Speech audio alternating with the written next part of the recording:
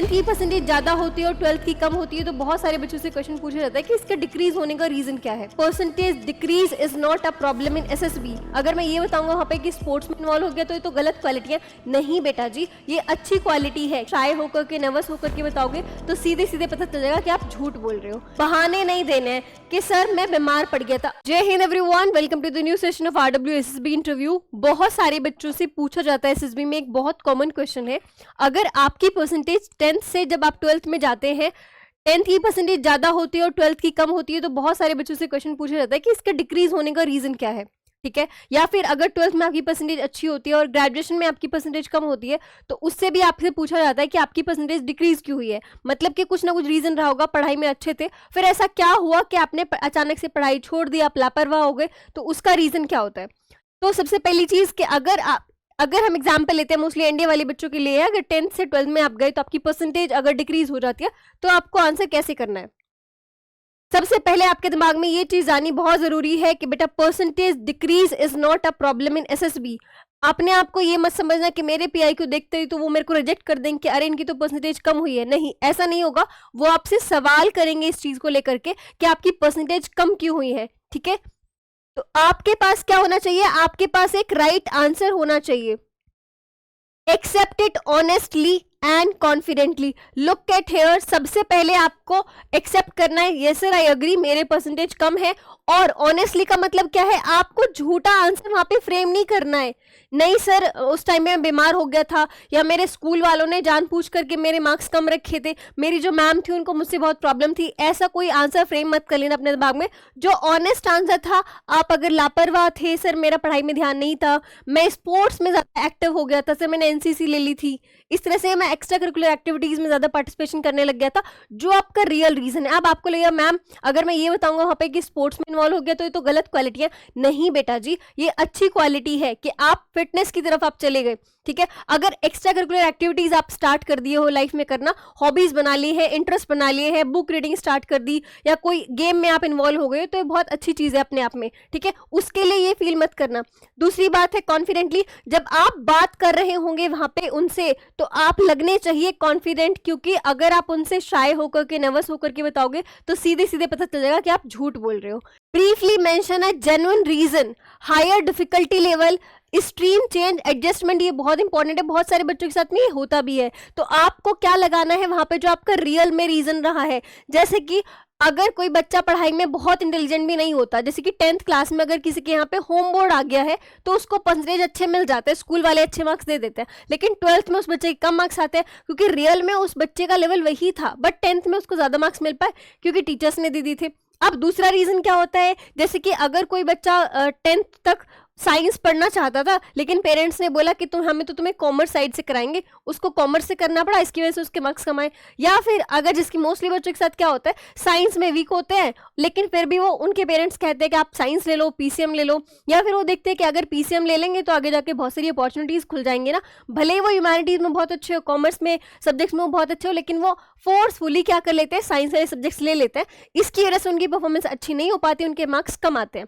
ठीक है, जो कि बच्चों का जेन्युइन रीजन हो सकता है। आप अपनी लाइफ से क्या रिलेट करते हो, आपका क्या रीजन है परसेंटेज कम आने का, वो आप बता सकते हो। जैसे कि बहुत सारे बच्चों को कोविड-19 में 12th हुई थी, उस टाइम पे आपके मार्क्स कम आए होंगे, ग्रेजुएशन के भी, 10th के भी, 12th के भी, तो वो चीज भी आप वहां पे बता सकते हो। डू नॉट गिव एक्सक्यूजेस और ब्लेम अदर्स, ये बहुत इंपॉर्टेंट है। बहाने नहीं देने हैं कि सर मैं बीमार पड़ गया था। मैं मान सकती हूँ होता है कि आप बीमार पड़ जाते हैं, लेकिन फिर आपकी कमांड तो अच्छी होगी ना सब्जेक्ट्स को लेकर के। माना कि 12th में आपने बोला कि मैंने पूरे साल पढ़ाई करी थी लेकिन मैं बीमार हो गया था मेरे फाइनल एग्जाम्स के टाइम पे, तो अगर आपने ये चीज बोली वहां पे तो वो आपसे सवाल करने लग जाएंगे। 12th के जो डीप कॉन्सेप्ट्स होंगे आपसे पूछेंगे कि बेटा पढ़ाई तो करी होगी ना आपने पूरे साल, वो जवाब दे दो आप हमको यहाँ पे। ठीक है, तो झूठ एक्सक्यूज नहीं देना है। और ब्लेम, जैसे कि मैंने अभी बोला था कि ब्लेम करना स्टार्ट कर देते हैं बच्चे कि मेरे मैम को मुझसे प्रॉब्लम थी, उन्होंने मार्क्स नहीं दिए थे, मेरा स्कूल बहुत बैकवर्ड था, मेरा कॉलेज बहुत पुराना था, है ना, इस तरह से। तो झूठे एक्सक्यूजेस नहीं देने हैं। What to focus on while answering, आपको किस बात का ध्यान रखना है जब आप वहां पे आंसर कर रहे होंगे। सबसे इंपॉर्टेंट है आपको बताना है कि आपने उस फेज से क्या सीखा। देखिए, जब हमें सक्सेस मिल जाती है वो एक अच्छा फेज होता है ना, लेकिन हमें कुछ सिखा के नहीं जाता। जब आपको फेलियर मिलता है वो आपको बहुत सारी चीजें सिखा के जाता है। तो जब आपके मार्क्स कम आए होंगे तो आप बहुत बुरा फील हुआ होगा, आपको किस किस लोग ने सपोर्ट किया, किस किन लोगों ने आपको सपोर्ट करा उस टाइम पे, किस दोस्त ने आपको सपोर्ट करा, किन चीजों से आपने चीजों को हैंडल करा, वो सारी चीजें आपको वहां पे बतानी है कि सर उस फेज में मैंने बहुत सारी चीजें सीखी थी, है ना।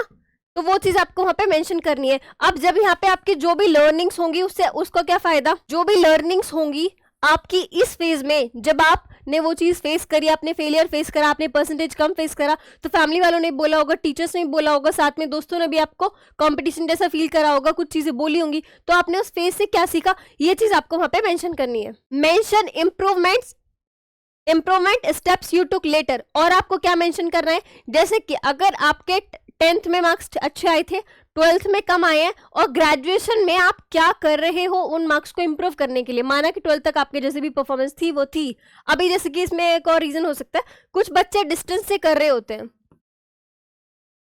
यानी कि प्राइवेट कॉलेजेस वगैरह से वो पढ़ाई किसी और चीज की कर रहे हैं लेकिन कॉलेज नहीं जाते, तो वहां पे भी चांसेस होते हैं कि आपकी परसेंटेज कम आएगी। बेटा वो रिस्क मत लीजिए, ठीक है। कोशिश करना कि अगर आपके 12th के मार्क्स कम हो गए हैं तो कोई प्रॉब्लम नहीं है, अब ग्रेजुएशन के मार्क्स आपके अच्छी परसेंटेज होनी चाहिए। ये दिखाएगा कि आपने स्टडी, आपकी ग्रोथ थी, ऐसे गई आप वापस से ग्राफ पे वापस आ गए, आप पढ़ाई में इंटेलिजेंट हो, आप अपनी पढ़ाई को टाइम देते हो, आपका जो काम करने की चीज है, स्टूडेंट लाइफ में क्या करना होता है, पढ़ाई करनी होती है ना, वो आप अच्छे से कर रहे हो। Show positive attitude and responsibility and with confidence and clarity. बहुत इंपॉर्टेंट है कि आप जब वहां पे आंसर कर रहे हैं आप अपने पॉजिटिव माइंडसेट दिखाइए कि सर मेरे मार्क्स खराब आए हैं, मैं ये चीज एक्सेप्ट करता हूं, अब मैं मेहनत कर रहा हूं कि मेरे ग्रेजुएशन में मार्क्स इंप्रूव हो जाएंगे, और सर मैंने ना इतने एग्जाम्स क्वालिफाई कर लिए हैं, ठीक है, मेरे मार्क्स कम आने की वजह से सर मेरी परफॉर्मेंस खराब नहीं हुई है, I am doing much better in my life, ठीक है। कॉन्फिडेंटली वहां पे आपको बोला, रिस्पॉन्सिबिलिटी लेनी है इस चीज की, यस सर मेरे मार्क्स कम आए हैं, अगर आपने नहीं पढ़ाई करी है तो बोल सकते हो सर उस टाइम पे मैं इन चीजों में इन्वॉल्व हो गया था, गलत चीजें, ज्यादा गलत चीजें नहीं होनी चाहिए, इस तरह की हो कि आप थोड़ा बहुत डील कर पाए उनसे, है ना। एक्सट्रीम नहीं होनी चाहिए बहुत ज्यादा कि सर मैं गलत तरह की चीजें, आप समझ जाओ मैं किसके बारे में बात कर रही हूँ, तो वो चीज आपको वहां पे मेंशन नहीं करनी है, ठीक है। And with confidence and clarity, आपका कॉन्फिडेंस ये शो करेगा कि अभी आपके मेंटल प्रेजेंस कैसी है। अगर आप कॉन्फिडेंटली आंसर कर रहे होंगे तो वो कन्विंस हो जाएंगे, इस इंसान को अपने ऊपर भरोसा है, इस कैंडिडेट को अपने ऊपर भरोसा है कि मेहनत करके फिर से अपने आप को उस लेवल पे लेके चला जाएगा, ठीक है। लेकिन अगर आप क्लैरिटी किस चीज की, लाइफ की क्लैरिटी, कि अभी इसका जो रियल में गोल है इसकी लाइफ को लेकर के, ये उस पर काम कर रहा है कि नहीं कर रहा है, ठीक है। इसलिए इंपॉर्टेंट है कि आपके पास क्लैरिटी हो कि आप क्या चाहते हो लाइफ से। सिंपल लाइन टू से, ये एक बच्चे का आंसर है, सपोज करिए आप ही हैं, मेरा परसेंटेज रिड्यूस हुआ है सर 12th क्लास में due to increase academic level. Sir अचानक से बहुत ज़्यादा, जिसकी विलेज एरिया में, जो रूरल एरियाज में जो स्कूल्स होते हैं वहाँ पे बहुत अच्छे एकेडमिक मतलब प्रोवाइड करने वाली चीज़ें नहीं होती है, उनकी फैसिलिटीज इतनी ज़्यादा नहीं होती है, ट्यूशन नहीं होती है, एक्स्ट्रा क्लासेस नहीं होती है, या फिर जो रेफरेंस वाली बुक होती है वो बच्चे समझ नहीं पाते हैं, एकेडमिक लेवल हायर हो जाता है। आईसीएसई बोर्ड वाले, सीबीएसई बोर्ड वाले बच्चे पढ़ने तो जाते हैं बहुत दूर, लेकिन उनके लिए इतनी फैसिलिटीज अवेलेबल नहीं होती, तो उनका रीजन अगर ये हो सकता है सर अचानक से ना एकेडमिक लेवल बहुत बढ़ गया था मेरे ऊपर, लेकिन इसने ना मुझे हेल्प करा है, मुझे डिसिप्लिन होने में, मेरी लर्निंग अप्रोच करने में, मतलब अभी चीजें मैंने ना उससे बहुत कुछ सीखा है। अचानक से मैंने बहुत हाई लेवल हुआ, उसकी वजह से मेरे मार्क्स तो कम हुए, बट उस फेज ने मुझे बहुत कुछ सिखाया है, ठीक है। आपको अब इसमें ना एक चीज दिखाई दे रही होगी, एक्सेप्टेंस भी है इसमें कि हाँ मेरे कम आए हैं मार्क्स, फिर आपको रीजन जो भी रहा है उसको एक्सेप्ट करना है, आपने क्या क्या सीखा है, कैसे इंप्रूव करा है, और लॉन्ग टर्म में आपका क्या गोल है, लॉन्ग टर्म में जो भी आपका गोल है आप उसके लिए कैसे मेहनत कर रहे हो, ठीक है। आप जितना कॉन्फिडेंटली आंसर करेंगे, जितना उनको ये कहने के लिए कन्विंस करेंगे सर जो हो गया सो हो गया, मैंने अपने ऊपर काम करा है और इन फ्यूचर में बहुत मेहनत करके लाइफ में आगे बढ़ूंगा, ठीक है। This is it, thank you everyone, जय हिंद।